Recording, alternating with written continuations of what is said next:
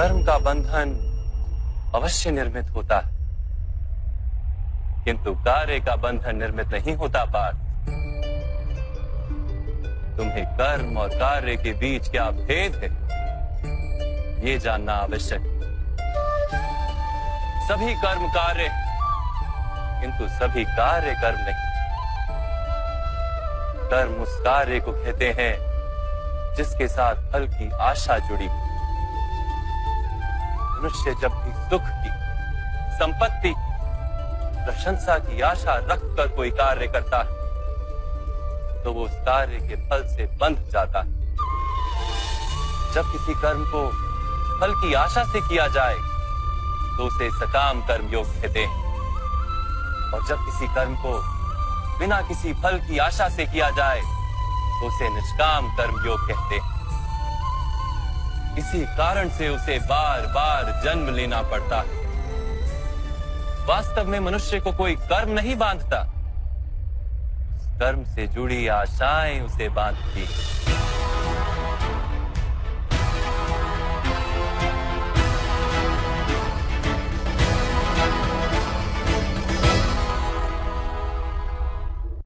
वास्तव में मनुष्य को कोई कर्म नहीं बांधता, उस कर्म से जुड़ी आशाएं उसे बांधती हैं।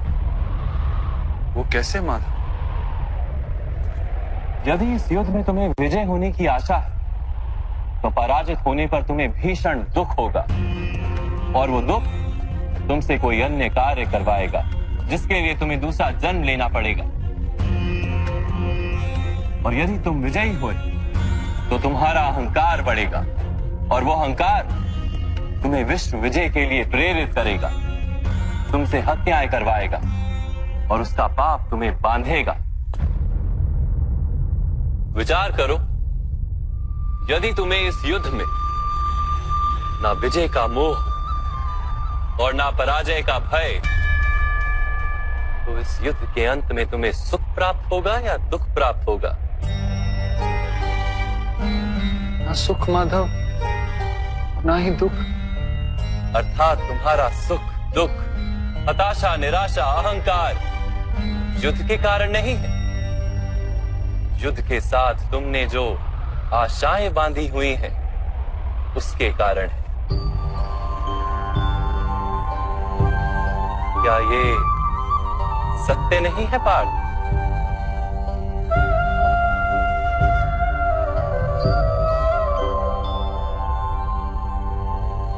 सुख दुखे समे कृत्वा लाभा लाभो जया जयो ततो युद्धाय युज्यस्व नैवं पाप मवाप्स्यसि।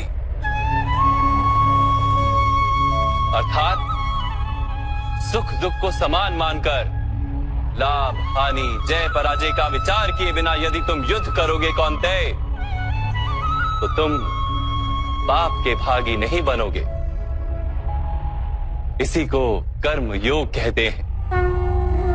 जो सांख्य का ज्ञान प्राप्त कर लेता है वो ये जान लेता है कि वो शरीर नहीं, केवल एक आत्मा है।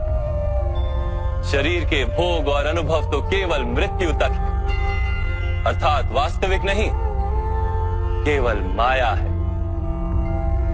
उसके लिए कर्मयोगी बनना सरल हो जाता है।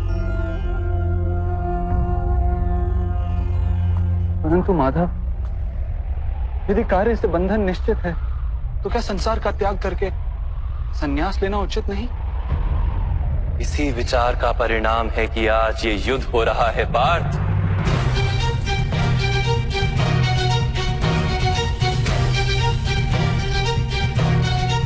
विचार करो, जब सत्व गुण से भरे धर्म को जानने वाले लोग कर्मों का त्याग करते हैं, तब अधर्म से भरे लोग भी संसार को चलाते हैं।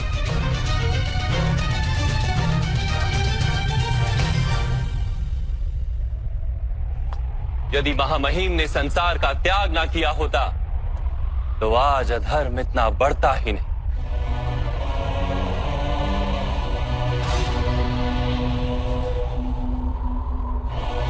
और तुम्हारे पिता ने यदि संन्यास ना लिया होता तो आज भ्राता युधिष्ठिर सुख से राज कर रहे होते।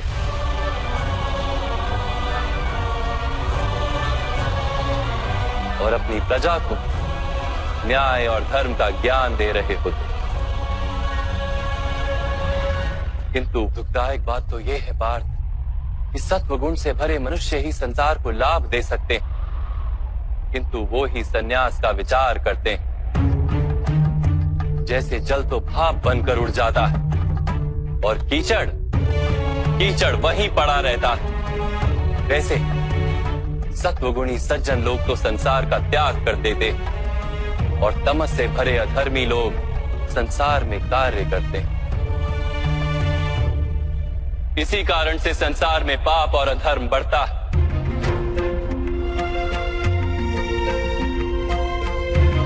किंतु कर्म योग इस विचित्र स्थिति से सारे संसार का रक्षण करता है। कर्मयोगी फल की आशा का त्याग करता है, किंतु कर्मों का त्याग नहीं करता।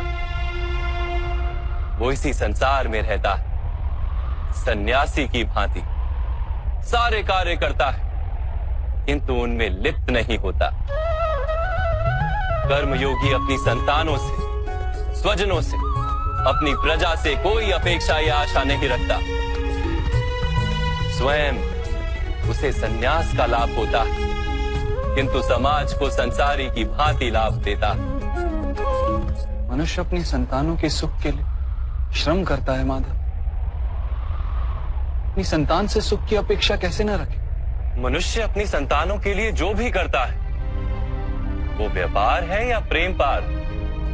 प्रेम माधव। तो फिर अपने कार्यों के प्रति फल की इच्छा क्यों पार? भविष्य का लाभ तो व्यापार में देखा जाता है, प्रेम में नहीं।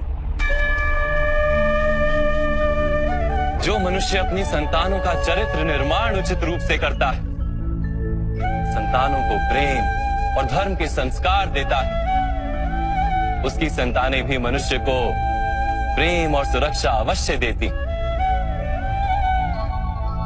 संतानों के कर्म, स्वजनों के व्यवहार उनके कर्म है पार, और जब उनके कर्मों पर हमारा कोई अधिकार नहीं होता तो उनसे आशाएं और अपेक्षाएं रखने का क्या प्रयोजन?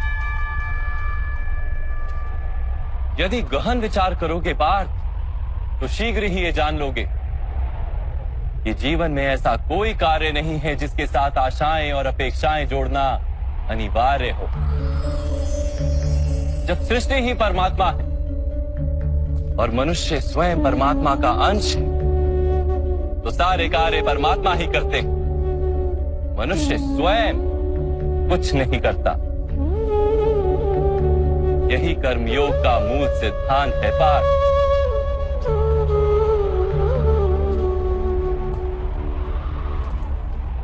तुम्हें भी कर्मयोगी बनकर ये युद्ध करना आवश्यक है पार्थ। त्रिगुणिया विश्या वेदा निस्त्रिगुण्यो भवार्जुना, निर्द्वंद्वो नित्यस्तत्वस्थो निर्योग क्षेम आत्मवान। 3 गुणों का त्याग करके निर्गुण बन जाओ पार्थ। इस द्वंद्व से मुक्त हो जाओ। सदा सत्व अर्थात परमात्मा में बुद्धि लगाकर कर्तव्य का वहन करते रहो।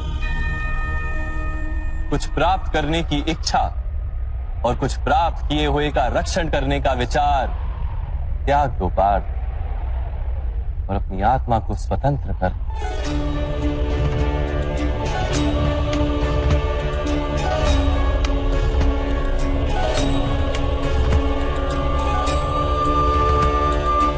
स्मरण रहे पार्थ, कर्मण्यवाधिकारस्ते मा फलेषु कदाचन मा कर्म फल हेतुर्भु मा ते संगोस्त्व कर्मणि। तुम्हारा अधिकार तो केवल कर्म करने का है, फल तो ईश्वर के हाथ में। इसलिए ना कर्म से भागना उचित है और ना ही कर्म के फल की आशा रखना उचित है।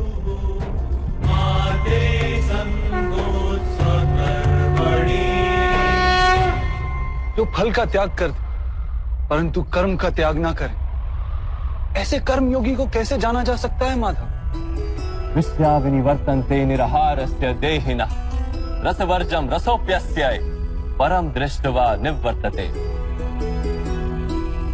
सुनो पार्थ, जो स्वाद से छूटने के लिए भोजन का ही त्याग कर देता है, वास्तव में उसके मन से स्वाद की लालसा कभी जाती ही नहीं।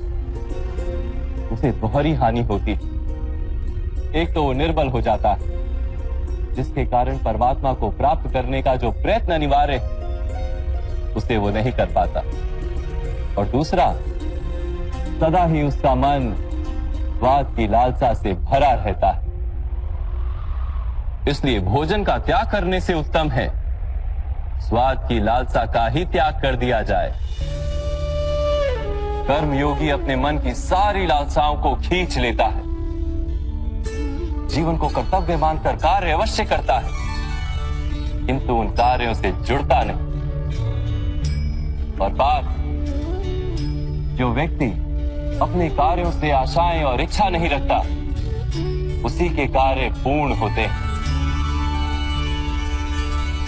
एक असफलता से दुखी होकर जिसका मन डोलता नहीं, एक सफलता से आनंदित होकर जो स्वयं को सर्वश्रेष्ठ नहीं मानता, ऐसे ही व्यक्ति को कर्म योगी कहते हैं। और ऐसा व्यक्ति जीवन में बार बार सफल होता है।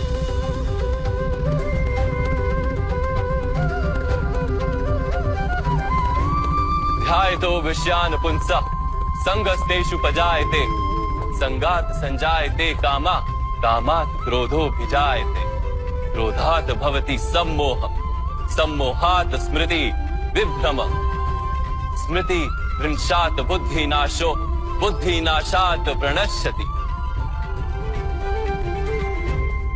फल की आशा से कामना प्रकट होती है, और कामना का तो स्वभाव है असंतुष्ट रहना।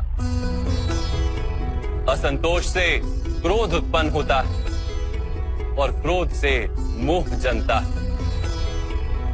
मोह के कारण व्यक्ति आचार और व्यवहार का ज्ञान ही भूल जाता है।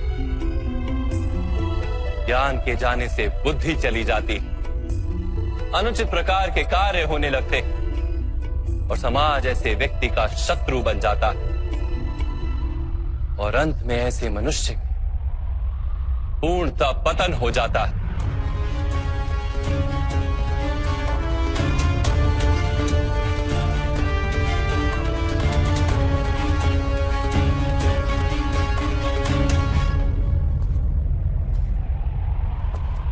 जैसे भ्राता दुर्योधन, उनके सेनापति महामहिम उनके ही शत्रु हैं, और तुम्हें विजय का आशीर्वाद दिया।